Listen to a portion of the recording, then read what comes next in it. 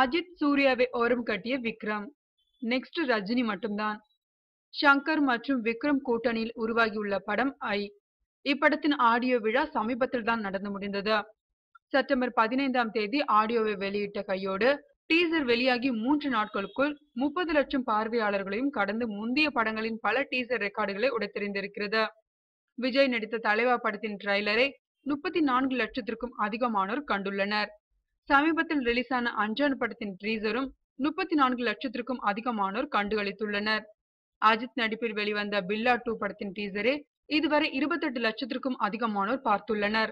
தற்போது ஐ டீசர் வெளியாகி வெறும் 3 நாட்கள் ஆன நிலையில் இந்த எல்லா படங்களின் சாதனையும் முறியடித்து இதுவரை 37 லட்சத்திற்கும் அதிகமானோர் பார்த்து ரசித்துள்ளனர்.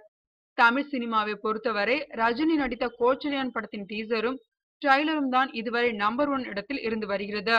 இப்படத்தின் டீசரை 48 லட்சம் பேரும் ட்ரைலரை 66 லட்சம் பேரும் பார்த்திருக்கின்றனர். ரஜினியின் கோச்சலியான் பட சாதனையை ஷங்கர் விக்ரம் கூட்டணியில் உருவாகியுள்ள ஐ முறியடிக்குமா என்பதை பொறுத்திருந்து பார்ப்போம்.